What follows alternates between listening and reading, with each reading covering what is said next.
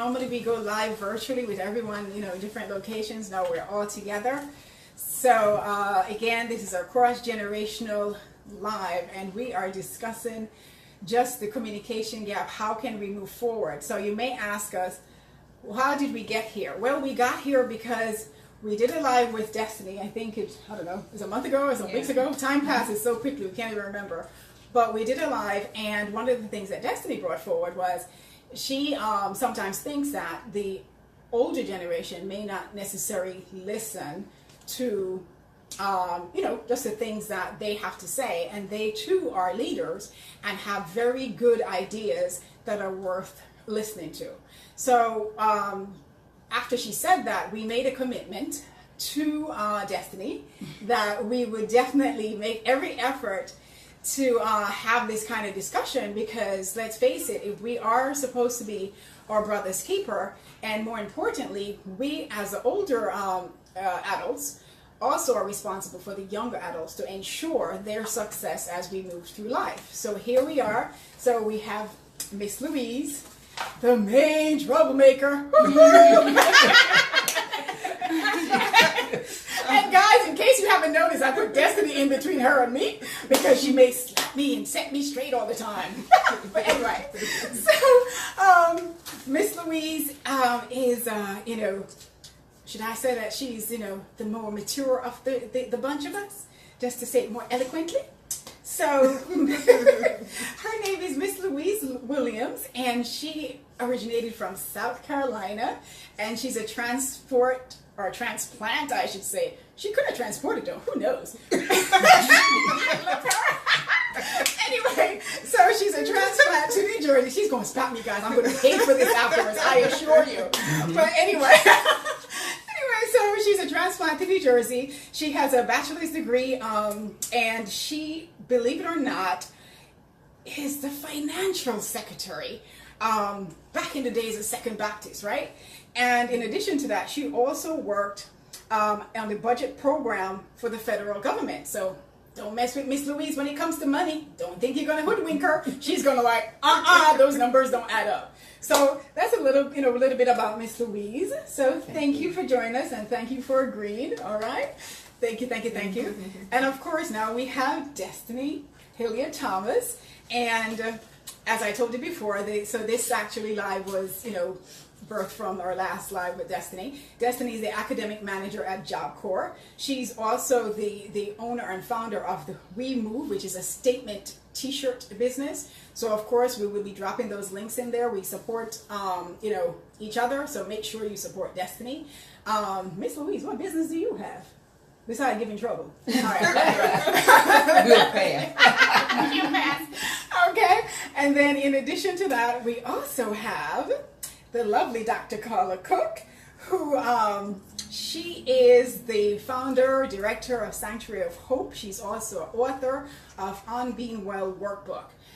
So you've probably seen us tag each other here and there because we develop a professional relationship initially, then turn into a friendship, and I think there's mutual admiration. So Dr. Cook agreed to come in because at the end of the day, the purpose of this live is to basically talk about, from a cross-generational roundtable point of view, how can we bridge the gap? How can we then help to move everyone forward? Now, last but not least, it's myself. So my name is Judy Ann Chung, right? And I'm also the owner and founder of Coaching You Upward, where work with leaders who are the go-getters. They are the high-capacity leaders, and they just want to take their ideas from concept to reality. In addition to that, I also have the passion for singles. Why? I'm a single person, right? I've been there, done that, so it's something that I can definitely speak to.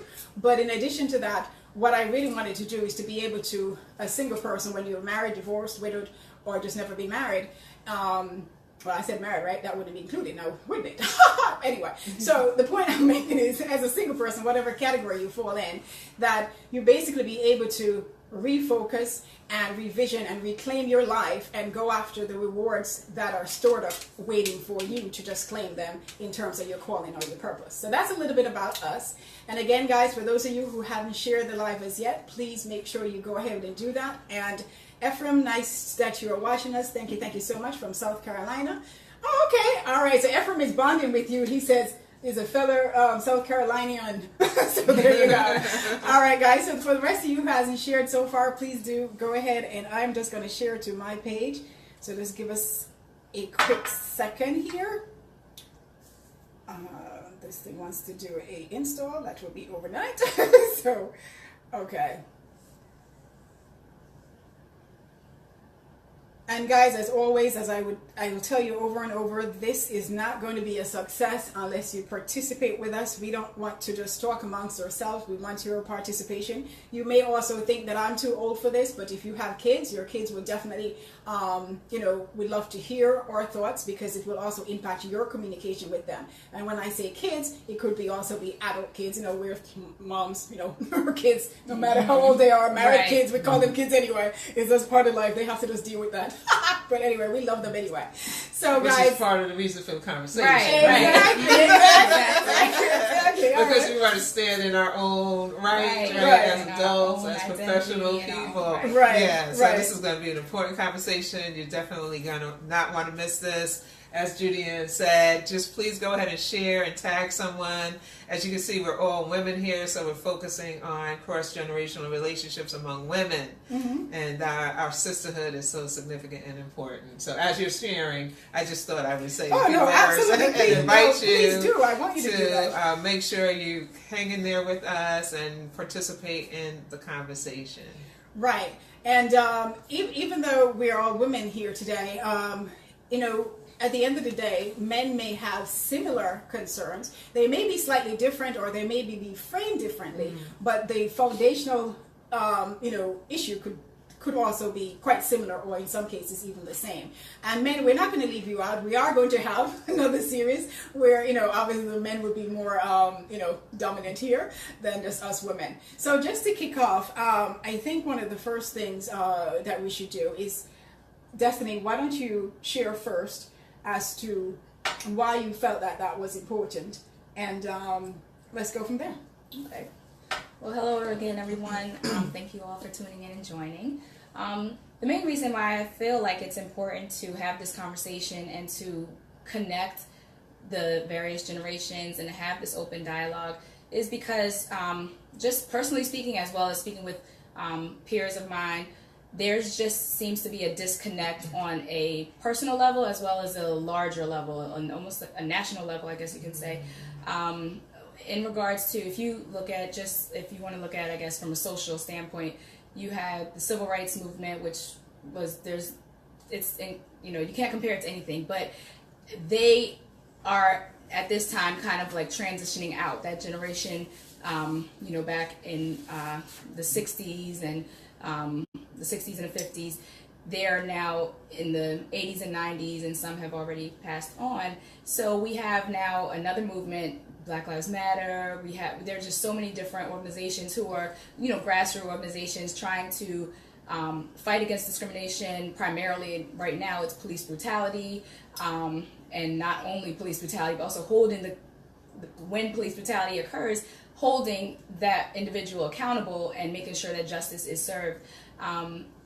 A lot from the older generation seem not to be as involved in the process, or even making statements towards it. And I've heard other comments saying, "Oh, they're trying to copycat that movement, and they're nothing compared to it." But I guess in my opinion, it's almost like, well, what do you expect them to do? What can they do to be not just but to make as much significant change, and to be seen as taken seriously and not seen as just somebody who's just trying to get attention or just trying to copycat, because these are serious issues. Something needs to be done, and the civil rights leaders who are currently still alive, a lot of times they'll speak on it from their own personal platform, but not really a lot of times, I guess you say, marching and protesting with the current, I guess the newer version of what the civil rights movement was, which is now the Black Lives Matter movement, which is one of the most prominent ones in this time. So it just seems like there's a major disconnect and not much support. Again, I feel like it's the higher generation or the older generation feels like we can't do it like they did, so we're not going to assist, but we're going to, I guess, down in a way. And the only way that we can continue doing is if we did have the support and the knowledge and the wisdom from those who have already done it, who've dealt with sit-ins, bus boycotts, protests, marches, being sprayed down with hoses, dogs, all of that. They've lived through it, and unfortunately, all of that is still occurring, with the exception of, separate bathrooms and separate water fountains. It's turned into another, a whole other issue with just literally just being targeted because of the way you look and then it being caught on camera. And nothing is, still nothing, there's no consequences. It's still kind of getting a blind eye. So I just feel like there's that, I guess, level of, I don't want to say ignorance because that sounds like that's like a harsh word. But there's just this level of disconnect, and we need to, I feel like, unite more. And we don't understand. Right. Okay. So I think that's important. And not if that's just like a social level. There's so much on a spiritual level, and just with our generation and different things, even the way we dress the church can be, I can't believe she would wear that. You should be happy that they're at church, first of all, So, and it's not like that the older generation was all holier than thou anyway, but that's the way it comes across. Right. So it's like sometimes like the negative, which really all the time is even negative, is highlighted versus actually what really should be the focus. So you'll see the outfit before you actually see the person's soul.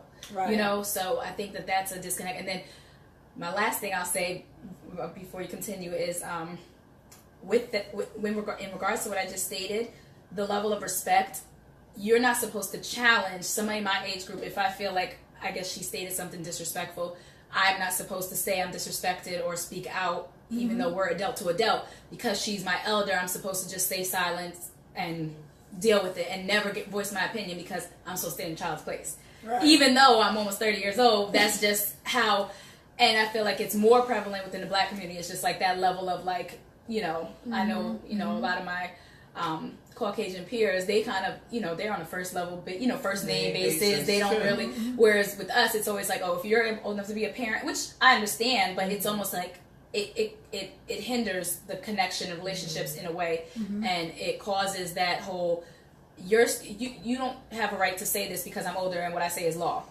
and that kind of is another reason to have this open dialogue, just to kind of help break down those barriers and understand why the barriers were there in the first place. Okay. Alrighty. So let's take it step by step. But before we go into the questions. So, Miss Louise, let's talk about what Destiny said about the civil rights movement. So part of what Destiny just shared is that, say, within your age group, and there was a lot of activism, if I can say that word. Anyway, so whether the different civil rights movements, et cetera, back then versus now, what is happening now. So she believes that there's a disconnect because there's a comparison to say the older generation may not speak up as much, maybe because they don't agree with maybe how it's being done, or what do you think? No, I think really why we don't speak up because, number one, we weren't asked. And a lot of times, if you don't ask a person to join you, then we feel like you don't want us to get involved in whatever you're trying to do. Right. But if you would just come to us and say, let's discuss this, or maybe we can get some understanding between you and I, right, instead of just taking for granted you go your way and I'll sit back. Right. Because we are willing to help. But we're not just going to step out and help because we weren't taught you need to be asked. You just don't jump in. Right. So right there you can see that there's a difference there. So now if we were to think of what Destiny just said, she's thinking that, they're sitting back, they're not doing, or they don't like what we're doing, or there's a comparison, versus what Ms. Louise just said, based on how they were trained. Back then, they were trained as okay, you don't insert yourself. You have to be asked. You right? ask if they would come and speak. Just talk to each other. Exactly. And that's probably where this communication is. Right. We don't talk. Right. And you do have to talk to communicate. Right, exactly. Right. So if we were to take something out of this, right? So I'm going to put Dr. Cook in the conversation now. If we were to take something out of it, I know what I heard, but from your background, what did you just hear? Well, what I heard and what I think we're doing, really, this is an example, is of having the conversation. Yes. That a lot of times, if there's not the communication, we are making assumptions.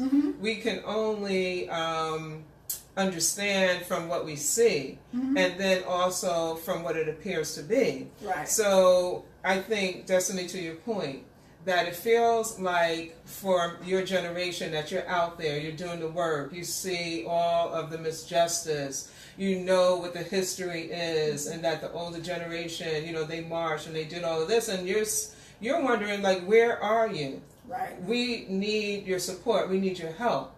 And perhaps from the more seasoned generations, because I do also think, just as a sidebar, that perhaps things are being done differently per generation. It's not necessarily that other generations are not doing it, but that it's not a joint effort, which is so important because numbers matter. Right. But I think that part of what I'm hearing is that we have to have more conversations like this. We need to be able to talk about what are the concerns by different generations, by different genders, whatever it may be, and how might we come together. So that's what I heard, that communication and we really are interested, and we are with the young people. Wow. But sometimes just to jump in and say something. Right. Number one, the young people are going to knock you down because they don't think you know what you're talking about. Right. That's another element too. Right. Yeah, But do you see the internal perceptions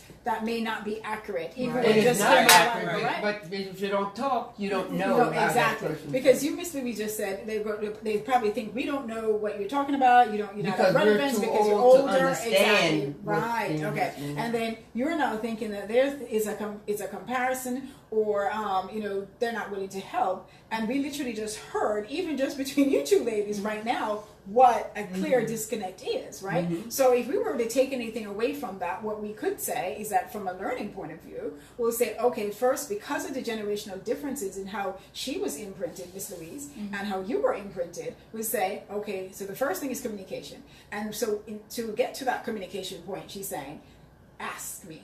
Let me know. Come sit and have a conversation. Let's have a cup of coffee and discuss what are our concerns. How can you help me? How did you do it in your day? Maybe some of the things that were done back then may not work, but there are some things that were done then that can work and be improved upon as to how we move forward. Because ultimately, what impacts you today will still impact Miss Louise's generation, right? Similar issues, there's different times, different severity, it could be, you know what I mean? And it's done different than we did. Exactly. But there is always some benefit, or most times I should say, some benefit in looking into what has gone on before you and how can I know either build upon that or make sure I don't do those things. But I think what I heard, the first things first was, okay, let's talk. Let's ask so we can kill those preconceived ideas that may not be true. It's just, imprint. What do you say about that? Make sense? Yeah, definitely. Yeah, okay, all right.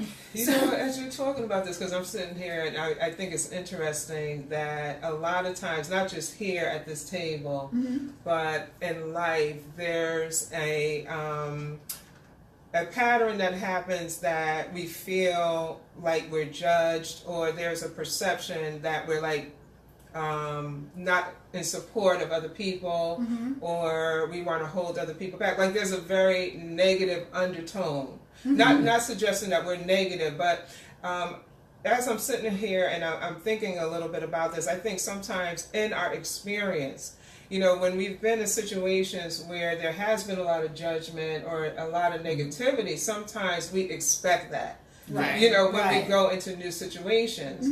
And the other thing I'm thinking, just because we're doing the cross-generational, to really think about, even transgenerationally, how have things that even came before any of us sitting here impacted us sitting here? Right. I think about the work of Joy DeGruy, and she talked about the post-traumatic slave syndrome, and that there are things that happen, like there was a divide and there was a conquer, that there was a lot of being pit against each other. There was a lot of, in order for me to, you know, make it, I'm going to have to step on my brother or my sister's back. Mm-hmm. And I think some of those things that have happened even before us continue to play out and are, you know, among us, which again is the reason why it's so important for us to have these conversations, because if we never expose it, it just continues to operate. Right, exactly. And I think that ties into one of the things that you'll hear that says that unconscious bias. You know what I mean? Sometimes we because of our preconceived ideas, etc., there's an unconscious bias that is going on inside of us. Like, there's an example. Because she heard it from one person. Exactly. And they have talked about it. So they just took for granted, oh, this is it. We won't say anything. Right, exactly. And you really need to go to them personally. Right. To find out how and then on your side, you're thinking there's like, okay, because you weren't asked that you're not valid. You don't want to. Yeah, exactly. Alrighty. So, oh, absolutely. Okay. Because I just, as much as we're looking at it from that perspective, I think there is another perspective that I'm sure we're going to get to. That I know that Destiny does have a valid point as well. Oh, absolutely. In terms of how do we allow or how do we support the younger generation? Mm-hmm. How do we make sure that they have a seat at the table and that they're heard, that their voice is heard, that their perspective matters? Yes. We do need to invite them. Right, and not just kind of hold on to, you know, positions and titles, and there's no room for them even to get in because we got it all out there. Yeah. And what happens when they all pass? Right. And so it's like it just doesn't matter. Even though Miss Louise have the uncanny burden from me of living forever. Yes. You must live. I'm gonna get there. You know, right? So she has that burden from me. I was like, listen, you ain't going nowhere. So here we go.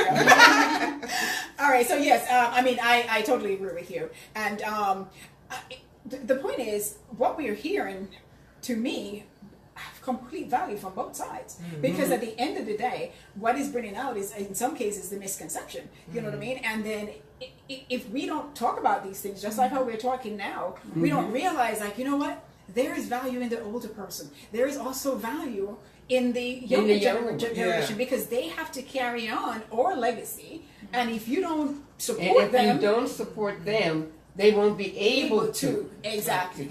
Right. And they have a different perspective. They have creative ideas. They are bringing something really that, you know, maybe we have or maybe we don't. I mean, there's some things that we don't have because we're not born at the time that they were born. We don't have the experience that they have.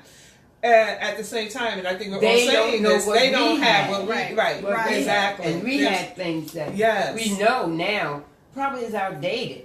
Right. But if you talk, you can learn from them as well as we can give them information. Right. But first you got to talk. And sometimes you don't need to recreate the wheel either, right? Okay. So it's not broken, don't fix it, right? Okay. Alrighty. So let me just acknowledge some of the folks here. So Jerome, thanks for joining us. Felicia, thanks for joining us. And guys, feel free to type in your comments to Ephraim. He says she sounds really intelligent and she's spot on. Absolutely. Oh, everybody that I have on my lives are very intelligent and spot on. But thank you for that. I appreciate you. Ephraim and I are friends. I can mess with him that way, yeah. So thanks, Ephraim. And thanks, Felicia, for joining us. And Jerome also. Thank you, guys. And guys, feel free to go ahead and share for if any of you haven't shared this yet. And if anyone that's joining a little bit late, we are having our roundtable cross-generational conversation. Again, this came out of a need by our younger emerging leaders to be heard. And at Coaching You Uppers, we keep our words, right? I had committed to Destiny that we would go ahead and have a live like this to have this discussion to try to help to bring about the awareness and the extreme importance of communication, and to also kill whether it be that unconscious bias or remove the preconception of what we may have of each other that may actually not be totally correct. So that's where we are. So again, if any of you haven't shared yet, please go ahead and share this live.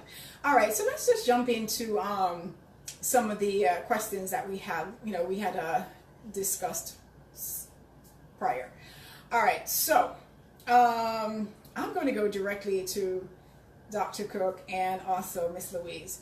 So what do we believe that we have to offer Destiny's generation?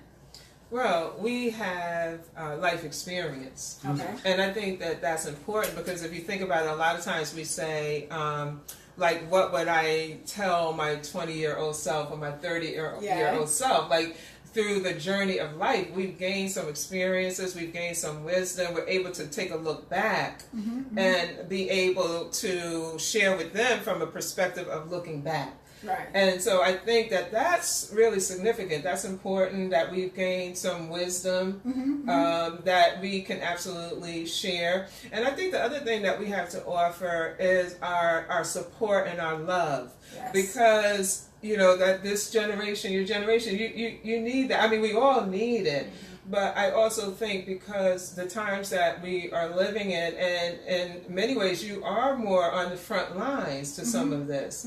And so you need to feel our touch, to feel our support, and to feel our love. And I do believe that that's a value. And that is absolutely something that we have to offer and give. Okay. So before I go to Miss Louise, so Destiny, do you see any value in our generation? So, you know, Carla and I are in the same generation. So from what she just shared, would you see any value in that being offered to your generation? Definitely. Okay. Already, you know, just a different time, you know, same story, different day, same story, different time period. So, and again, now we just have the value of technology. Everything's kind of being recorded. Right. But their experiences, what they've seen, witnessed, gone through, outcomes of doing certain things, ways of even organizing certain things, like how to make it a mass, you know, like a mass sit-in or a mass protest, you know, just getting that word out. One thing that I really am inspired by with their generations, well, I know it's two different generations, but the generations before me is basically that they were, it was a difference, the tenacity and also everybody was on the same accord. Like, I mean, just here and talking even with my parents, my grandparents, there were very few who were kind of just like, hey, it doesn't affect me, or it's not going to do anything. It was like you had the majority who were always willing to, whether it would cost them their jobs, but now it seems like, although I feel like a lot of my peers are trying to, you know, make changes, trying to make sure people out there voting, trying to protest, you know, do certain things, it still, for some, has to be comfortable. Right. And I think, and what I really respect about the previous generations is that you guys didn't care about comfort. Right. And that's something I feel like we can really take from you all, because, you know, just like success isn't always going to be comfortable, growth isn't comfortable, a comfortable process, this, you know, making progress isn't going to be comfortable. And a lot of people, I feel like in my generation, have gotten comfortable with what the circumstances are. It's just, it ain't going to change, cops going to still ride, you know. So when that's been the norm, feels no need for somebody to change or get out of their comfort zone, because why try when it's not going to change? But we know and we've seen that it has changed, and although it's not where it should be at all, the fact that, you know, basically around the time President Barack Obama was born, his mother's white, but his, you know, his family members were not able to vote, you know what I'm saying? So, but the fact is that 45 years later, we were able to vote. You know, that was my first election in 2008. Was voting for President Barack Obama. So, yeah, I was in college. So it just kind of like, you know, change has occurred. And again, it wasn't, people knew that they were going to be hosed down. People knew they were going to have dogs on them, and still would do it with a smile, without even being belligerent. Right. You know, I'm looking at videos. I was showing some of my students just video clips of I forgot when it was, but it was like a video of a man. Yeah, but it was I was trying to figure like what city. I think it was Birmingham. Oh. But the man was being like kicked, pushed, and spat on, and he was just walking. He had a suit and everything on, and he was walking, and they just were calling, "You nigger," you just, you know, saying all these things, and he just got up and still had his pride. And that's something that, you know, a lot of people, if that was me, I would have. And that's not how we get change. And I know there's two different elements of, you know, Dr. Martin Luther King, Malcolm X. So there's still, you know, some who would go one way and some would go the other. And I feel like both are necessary.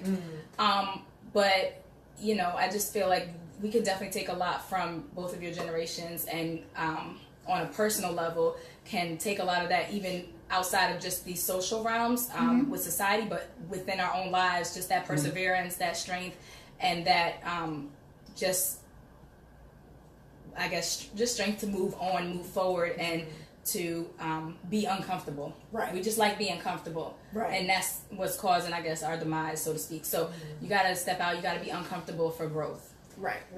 And I do think that you mentioned some really good points there, because, that's one of the things, because when your generation was coming up, because I know even with my son, the things that he had, I made every effort to make sure that he was comfortable. Right? Sometimes you sit back and you think about it, was that an error?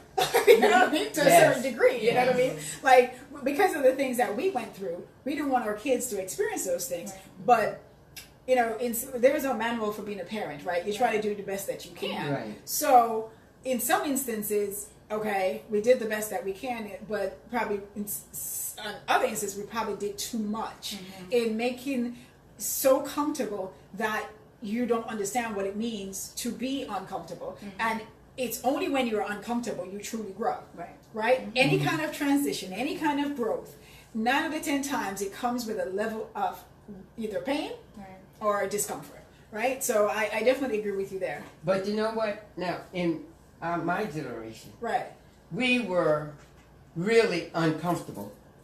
But then what we did, and even doing school or whatever, I know I had no biological kids of my own, but I've taken care of kids all my life. And you have now, me.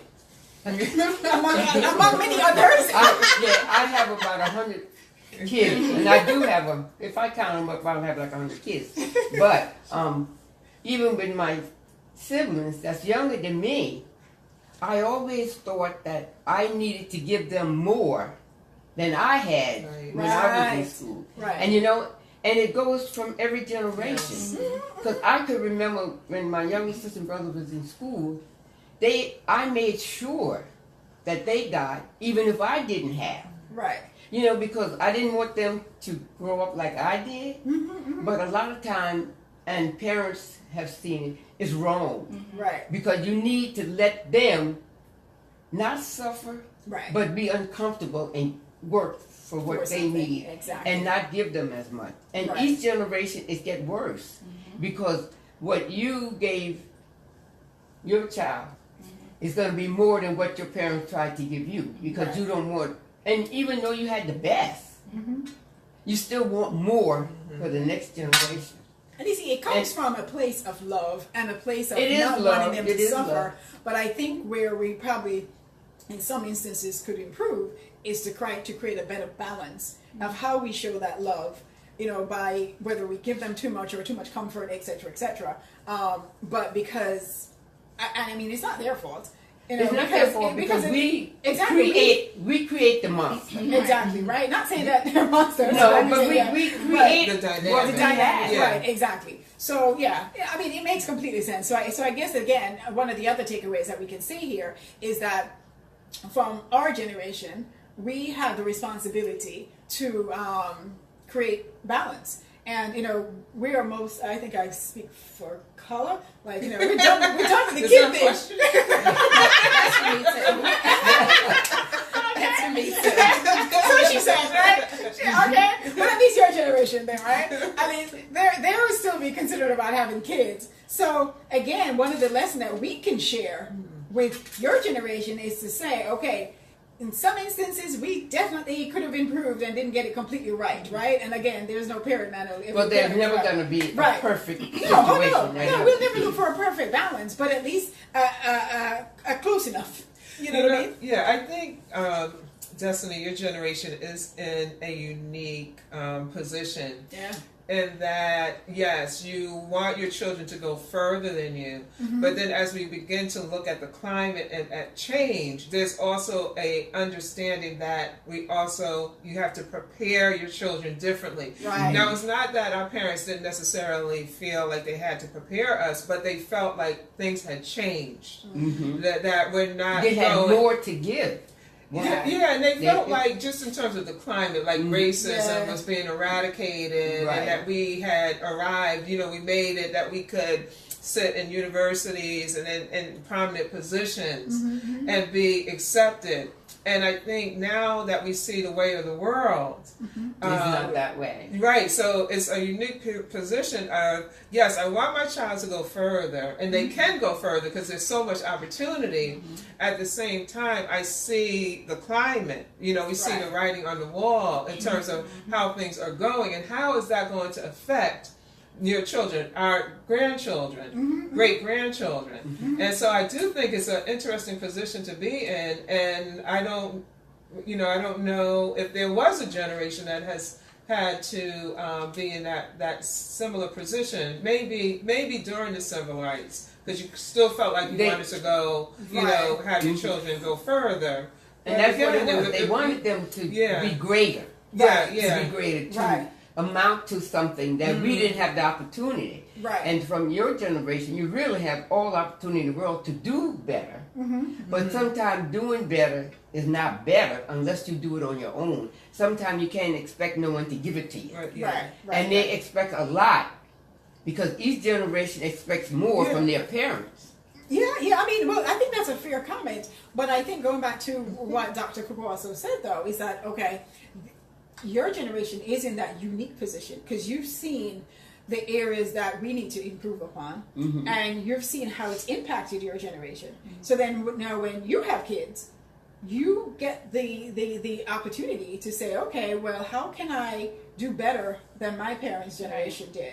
So I do agree with you about that unique position that we are in. Okay. But then it changes. Now, what is she? Today is not going to be what your kid is because it's going to change. But foundationally, a lot of the information, though, the foundation will be there, but it's going to change because now we're still fighting for police brutality. Right. And now with your kid, when he gets there, it may be totally different, and you cannot prepare them for it. It's something that you have to learn as you go. Right. You may not be able to prepare them for how to respond per se, because it could be different, right? It is because let's face it, when my son was growing up, I didn't have to tell him, okay, if you get pulled over by a cop, do this, do that, no sudden movements. I never had to do that. I never had he went through normal school, evacuation, but for fire. Okay? They weren't doing evacuation for because someone came in with a gun. Because I was speaking to it was a Facebook friend, and I don't know if it's a principal, but the bottom line, he works in the education system, and he shared with me that they were having drills with the students and how to, if there's a shooter, what to do. And then in some classroom, I think somebody invented a room inside of the room where the kids would go in there. It's bulletproof, but they could stay in there until it's now safe. And get air. You gotta need air. You gotta have air. Room with no air. You might as well be shot if you have no air. Death by suffocation. So, as you can see, the practicality of the older generation has just ruined its head. You need some air. She says, we need air. Miss Louise, absolutely. Yeah. Okay. So make sure.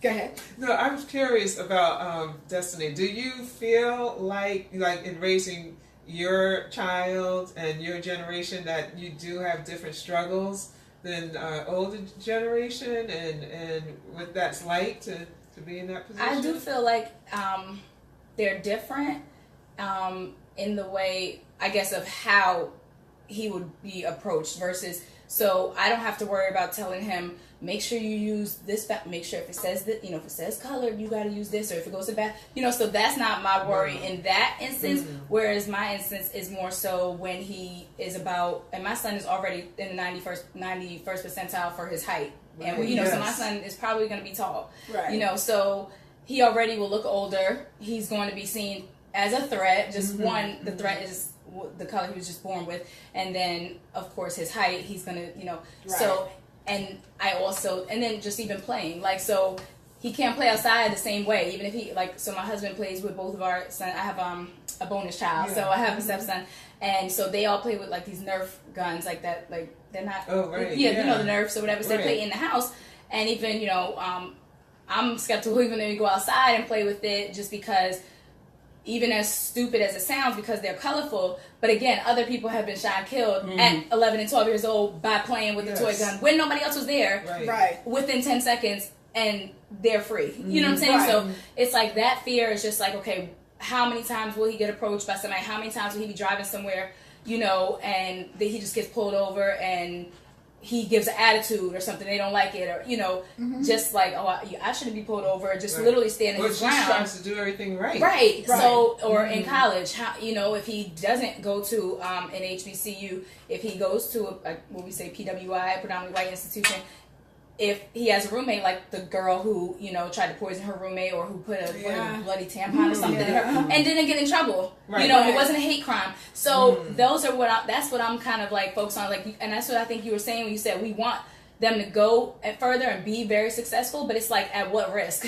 Like the higher and you it's get, always going to be exactly, a risk. and that's what's challenging, because you can't see into the future No. anyway. Right. You don't know, and whether it's going to be better, and it may be better because whatever you create now may be better for him. Right. But you can't say, "Oh, I don't have to tell him this." You don't know until you get there what you really do. And I plan to, you know, and even with the, I know your son and I are the same generation, but like my parents, they definitely gave us the talks with police and everything. And when I was pulled over at 17, the cop asked, he's like, whose car is this, and where are you going, and what area you're in, and the neighborhood. Yeah, if you're in the and wrong then neighborhood. I had it was my dad's car. It had that little gold shield, like, you know, like if you know officer. And it was Uncle Frank Davis at the church.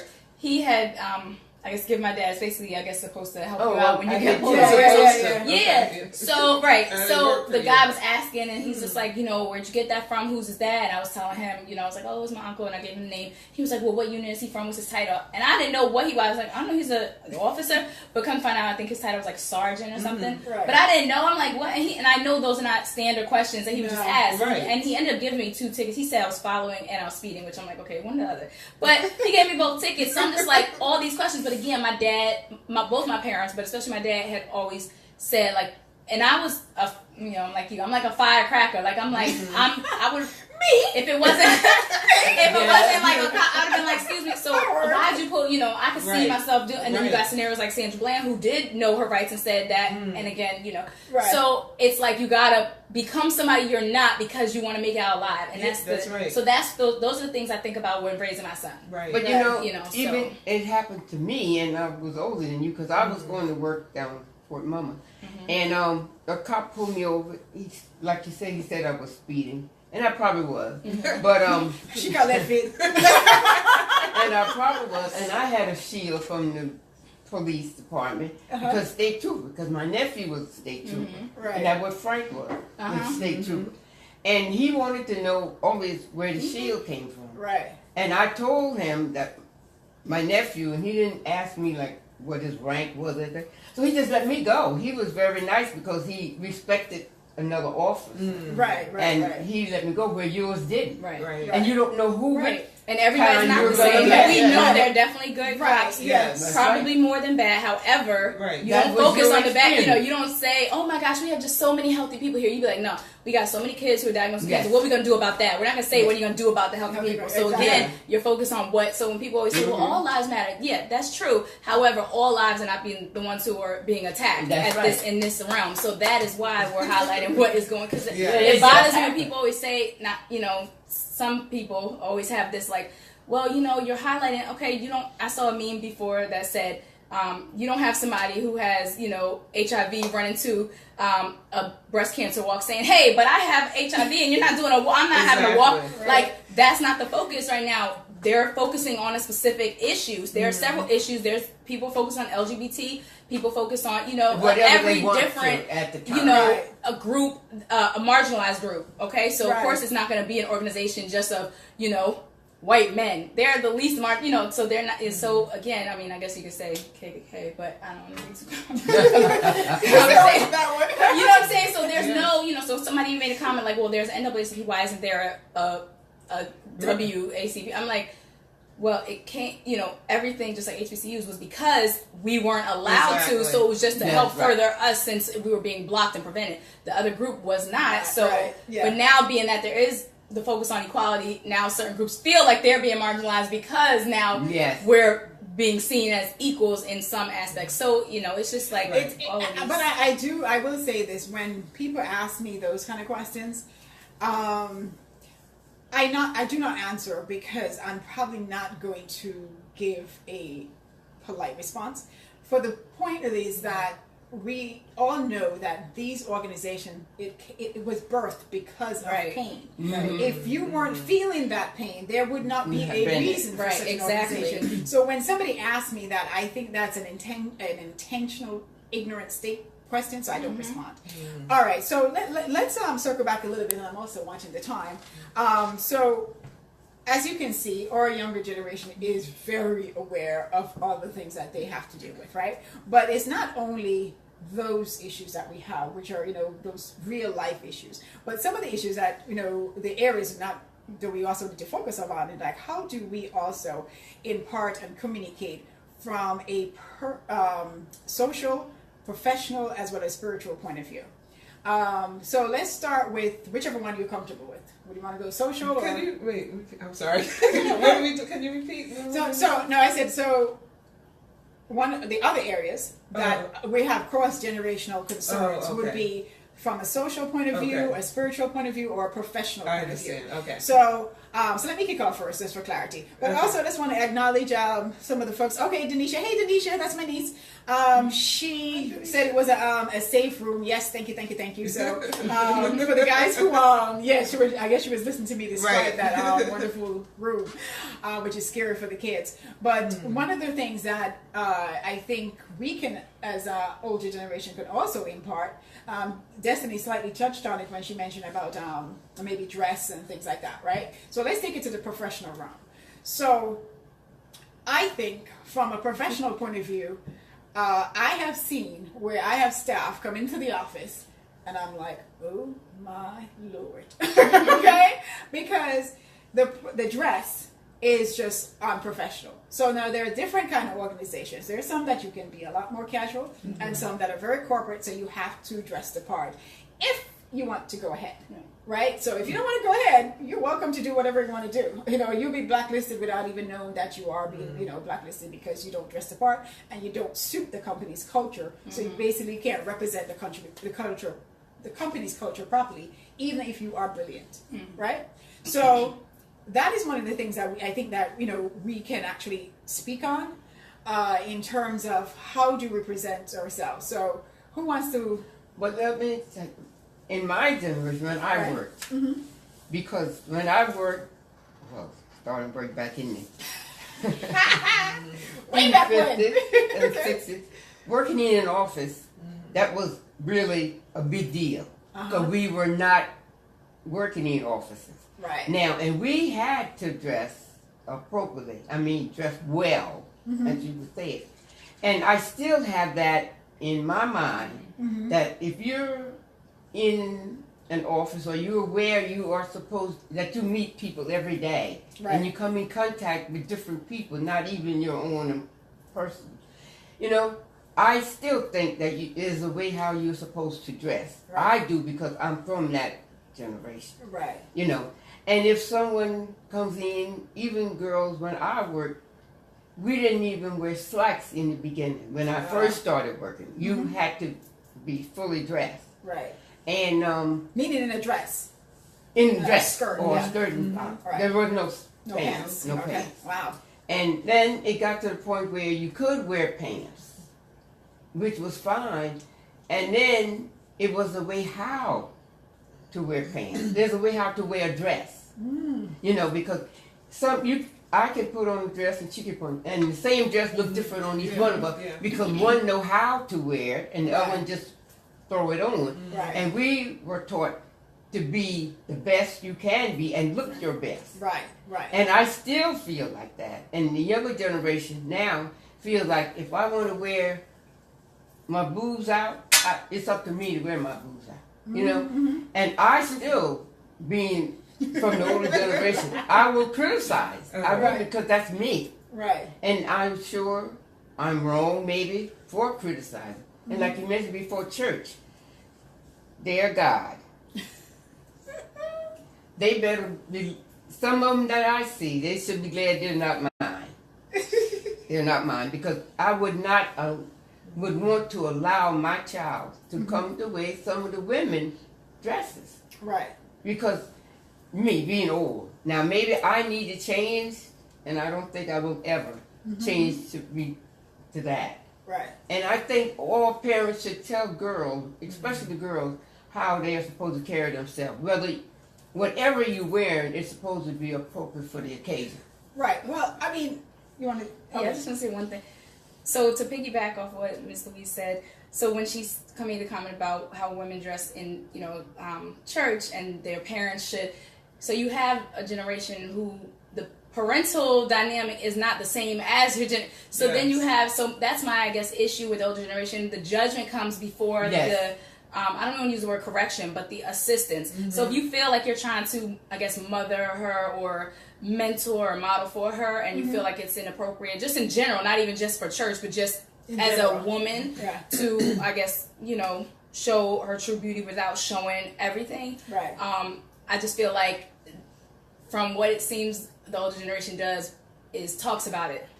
Yeah. Not to the person, or they'll look at them, where she, especially even wearing red lipstick, that was such a big, red nail polish. If it's a person that I am associated with or connect to, I will tell them or, explain to them why I feel like they should not wear this is not appropriate. But I will say, Destiny, you are, at least this is how I feel and sometimes my experience, you have to be careful who you approach because some of them will literally get very upset and very angry and speak to you in a way that is you were sorry you even exactly.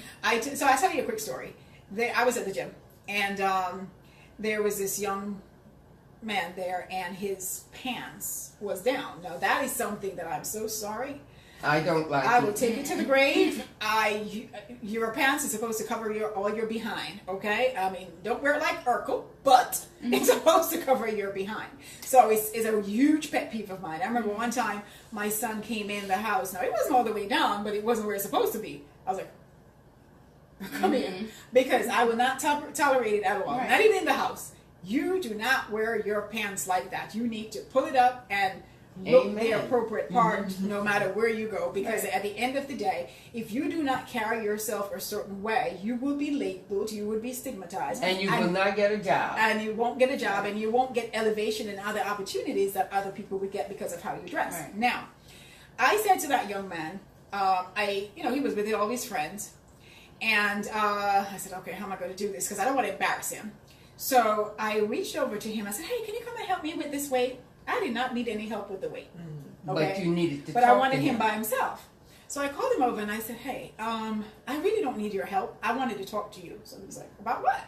So I said, your pants. I said, look at the rest of your friends. Are their pants down? He says, no.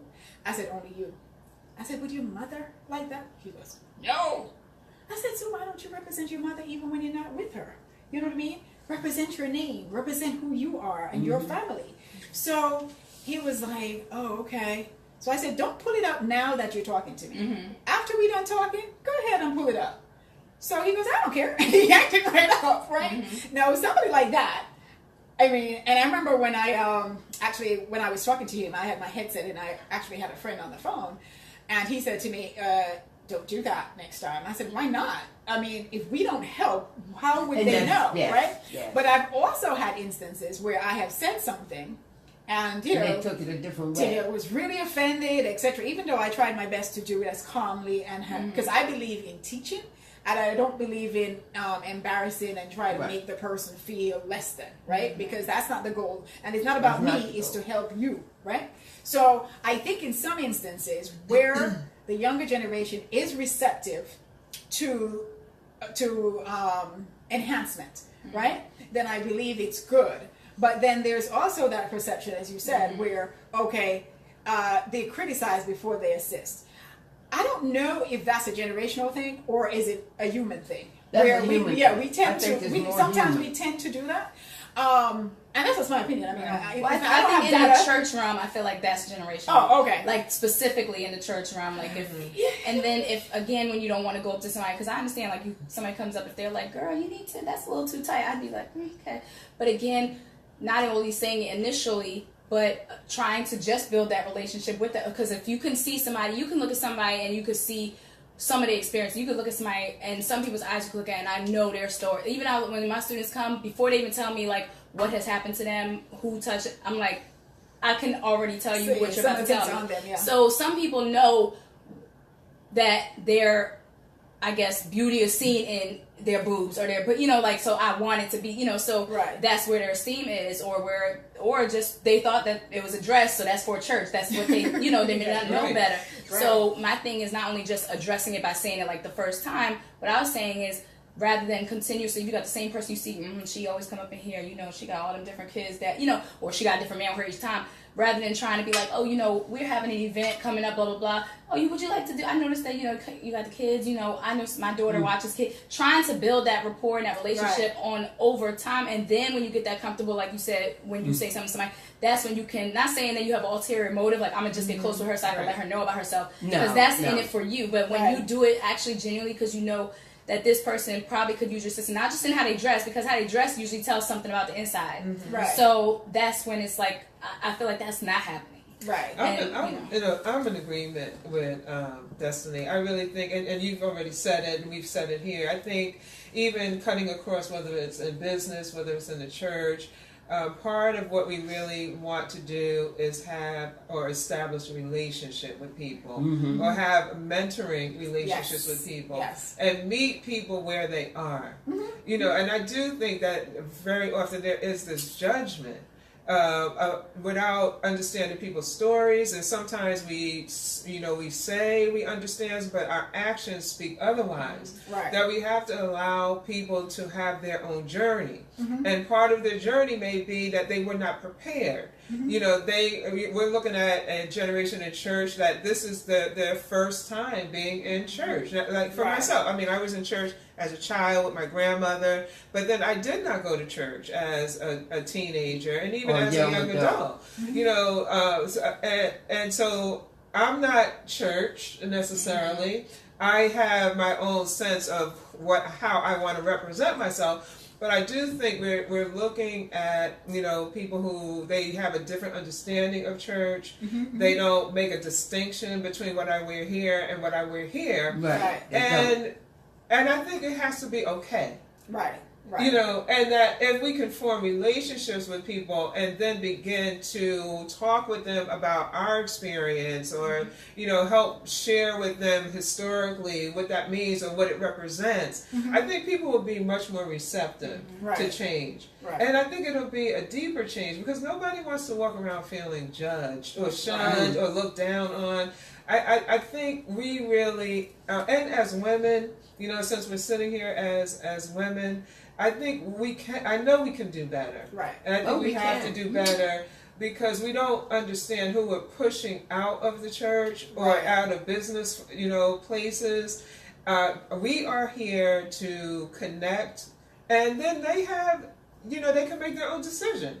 We're not also always have to be the ones that change somebody. You know, it may be a seed that we say, but it's not our job to say, you know, close your shirt or wear a longer dress necessarily to strangers, people we don't even know. So I think we have to, you know, look at ourselves. What is our agenda? What is our motive? As well as meet people where they are, form relationship, and have these mentoring relationships. At various ages, actually. I still need mentorship. Absolutely. I mean, I because of course. I think the only time you don't need that is when you're dead. You know, just like when you learn it, you should be a lifelong learner. Definitely. You know? So some things, because there is always going to be somebody more experienced than you are, and who can really impart some really good things to you for you to improve your life. So again, for me, I'm hearing it both ways, because, like, for instance, like when I saw that young man, I wasn't judging him, but what I saw was, out of all his friends, everybody was appropriately dressed except him. So I said, okay, So I think the way in which I did it for him, when he realized I wasn't trying to embarrass him and things like that, I think so the way I did it helped him to get it. And to this day, now I would see him. Actually got a job at the gym. Part-time, right? So cool. The gentleman, yeah. Okay. Right, yeah. He just... Not me. Listen,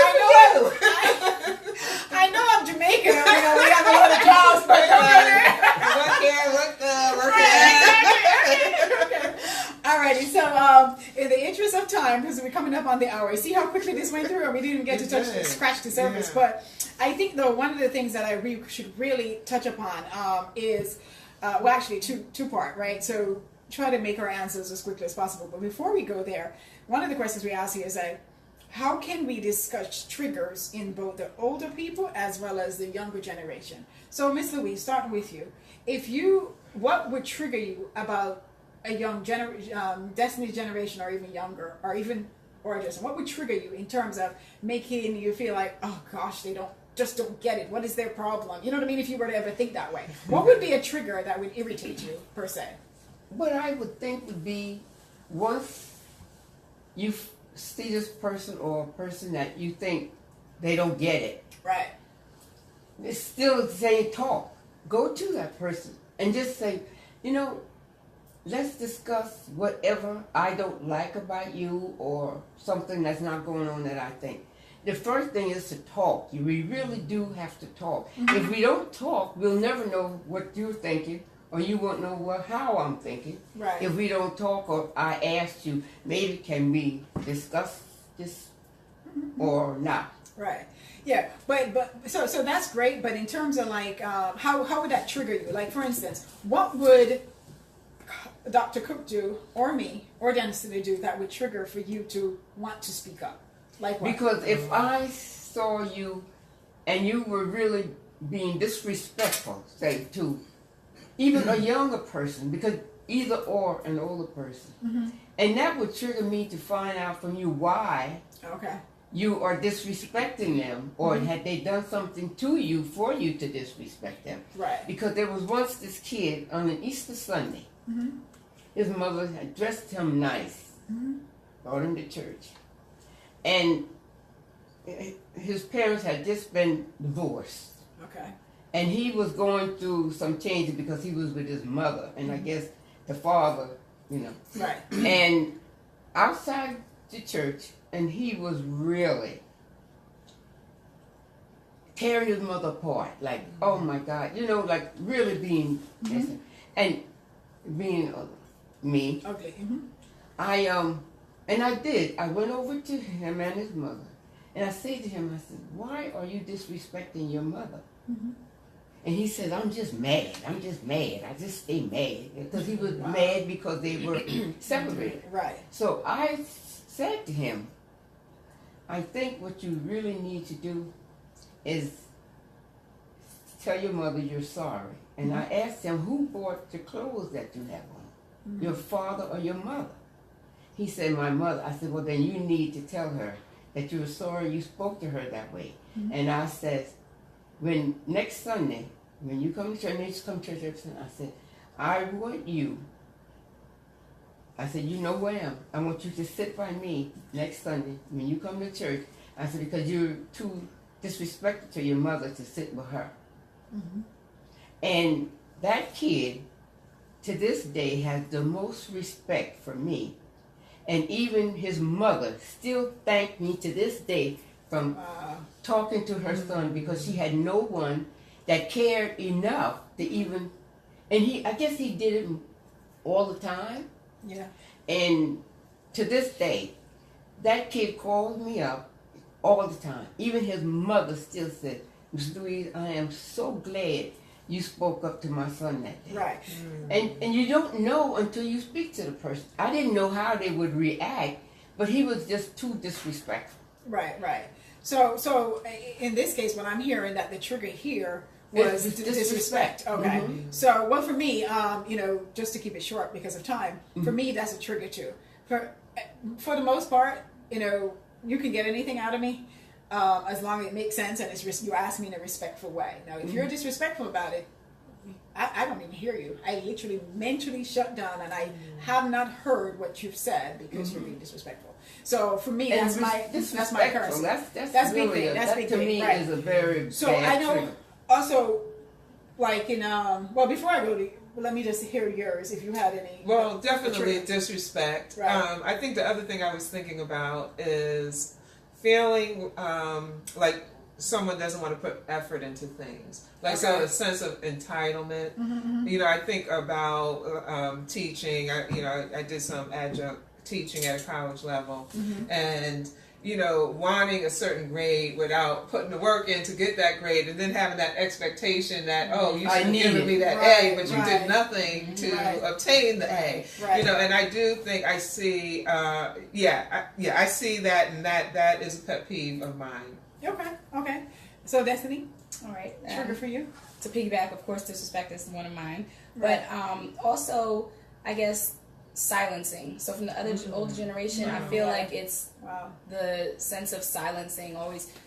This is grown folk talk. You're in a child's place. You have no opinion. You know, even when parents are going through, if parents are moving from one city to another city, I'm not saying you go based off each other, but they're the ones honestly most affected. They're in schools with kids in the area, this neighborhood, but they're not.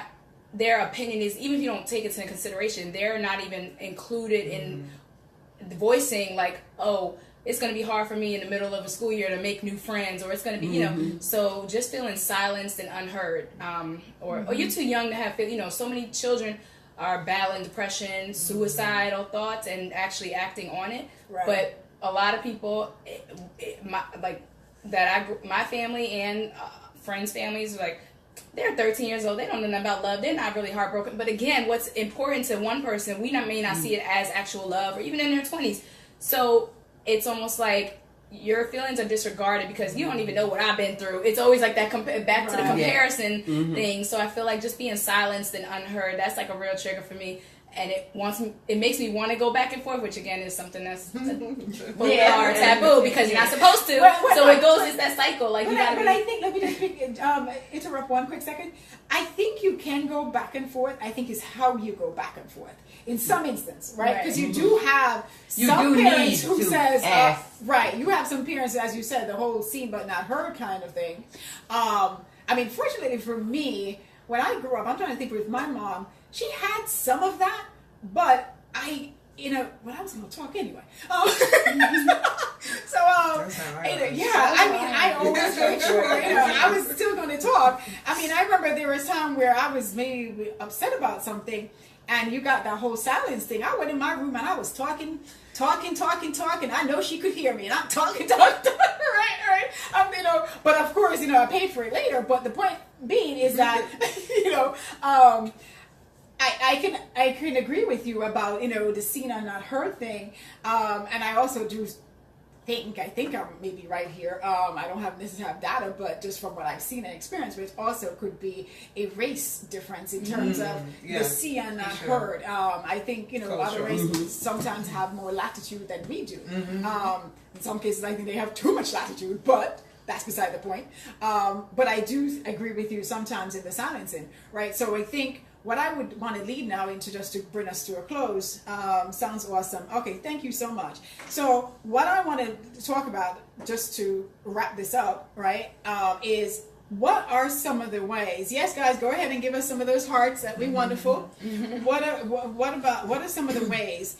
So we're ending this conversation, not that it's going to stop here, because it obviously needs to be an ongoing dialogue. But if people were to take away anything, so let's start we're going to go both ways, right? Because remember, at the end of the day, both of us needs to adjust. Okay, we need to adjust our mindset. We need to adjust how we act in certain instances. And I think those two things, and then develop a better understanding of each other, and ultimately trying to, as we talk, it would lower the walls, in terms of like, stay away, you don't know what you're talking about, et cetera, right? It will more lead us towards seeing how much more alike we are in our thinking. Than this. Exactly. So what would be some of, each of us just give like some of the things that we could do to strengthen? I would say not to be so judgmental. That would be the first thing, because we are judgmental of each other. Even if you don't know me, right. you still judge what I'm doing or what I'm saying, right. or how I'm acting. Mm-hmm. And just to think, maybe if it was me, what would I do before you speak? Right, exactly. That was. And knowing that, and sometimes, as you said, if you don't know the person's story, there could be a real reason why that that's person right. may, right. But if you ask, even if you feel like you wanted to say something, right? Ask them, are they okay, or right. what bothering you, and then you can understand why they are acting that way. Right. In other words, get to know the why first before you and again, just being judgmental in itself is just such not a healthy thing to do. Even though the truth is, but we are right. Very because the minute you see a person in front of you, judgmental. that person's coming towards you, you unconsciously started to formulate an opinion yes, of that person. You do. When it becomes negative, if when then you act it out without getting enough data about the person, right? Okay, so that's a good one. All right, so. Should I go in generational order?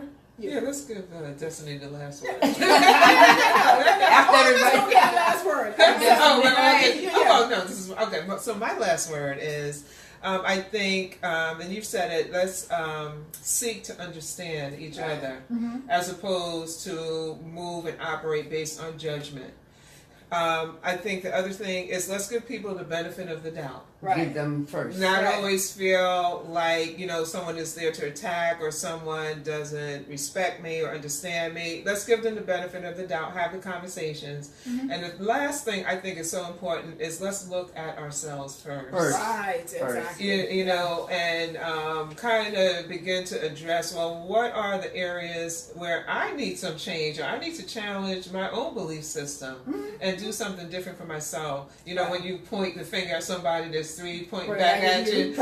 So I'm big on let's look at ourselves and let's make the adjustment internally, and then that's going to show up on the outside. Right. Destiny?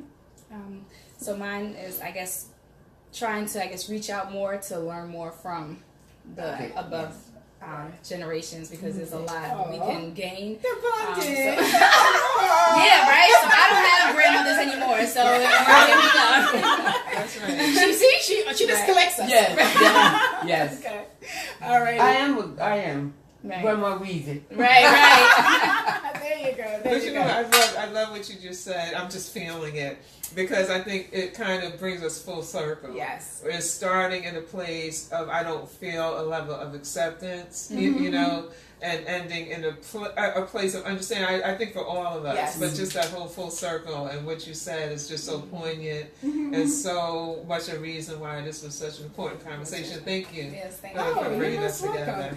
And we're all in this together. So let me just acknowledge a few people. So Hope, thanks for watching. Sarah, she says, good word, not to be so judgmental. Hi, Sandra. And then Sarah actually said what you said, and she says, listen to speak first, not speak, then listen. Absolutely. Those are such good points. And, for me, I agree with everything that we've said. The only thing that I could possibly add to that from my point of view is just to have that open mindset. Because I think if we have that open mindset, that will help us to begin to then be more open to that conversation, right? It will help us to, because we may not get there right away, but because we have to shift the mind first. So if we're open, just like how we're open to sitting here and listen to each other, then I think that is one of the things among what you guys have just shared, which is obviously very great things that we can do.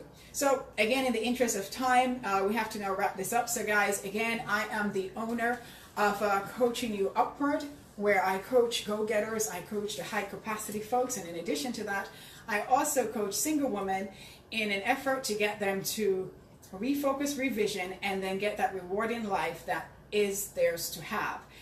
Again, we have Dr. Carla Cook, who is also the owner of Sanctuary of Healing. Hope my memory serves Hope and Healing. Hope and Healing. I was close. You were very close. Okay, all right. And she's also the author of On Being Well workbook. And we also have Destiny again, who's the academic manager at Job Corps.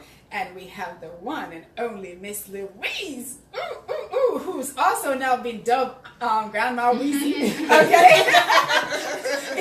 So if nothing else happened from this live, we had a Grandma Weezy birth in this live. Yoo-hoo! But anyway, Miss Louise, you guys have probably seen some pictures that I have with her. She's near and dear to my heart. I mess with her all the time. It's just part of the love. But she's also a highly educated person who's worked in budget programs and in the federal government. In some instances, she was also the first woman in some of her professional life that she has lived. Yeah. And guys, she's retired, but she's more busy than me. Anyway, I have to make an appointment to get to see her. Having said that, again, we will continue this series. The next time that we do speak, it probably primarily speaking to the younger men. In terms, we don't want to leave anybody out. In terms of some of the things that they may bring forward that us as women may not have the same experience. So on that note, and one other thing, Destiny also have a t-shirt business called We Move, and it's a statement t-shirt business. Guys, I have actually purchased t-shirts, and the sayings that she has on it are really lovely, and it's really inspirational. It gets you to think. Like there's one that's one of my favorite, I think, which is like, once you have, what was the saying? Once you have, I should have written it down. Now live. Oh, speak life. Yes, okay, it says speak life. After that, live. After that, live, right? So I love that because, in other words, like, you can see why that would resonate with me because I don't like talk, and no action. So that's one of the reasons, because it says speak life, after that, live. So guys, feel free to support her. And again, feel free to also support Dr. Cook. We will be dropping the links in there afterwards. For those of you who've joined us and shared this live, thank you so much. For those that would listen to the replay, please definitely, leave your comments, like, share. The more you share it, the more it becomes more relevant. And if there are any leaders out there that would want to join me on a live and have topics that you do believe that would be helpful, especially, I'm a coach, so especially in the coaching business, please feel free to reach out to me. You can inbox me, as well as you can go to my website. You can also leave your information there. My website is coachingyouupward.com. Again, guys, thank you so much. Felicia, enjoy the show. Thank you, guys. I appreciate you. Much love. Wakanda love. Okay. Wakanda. Take care, guys.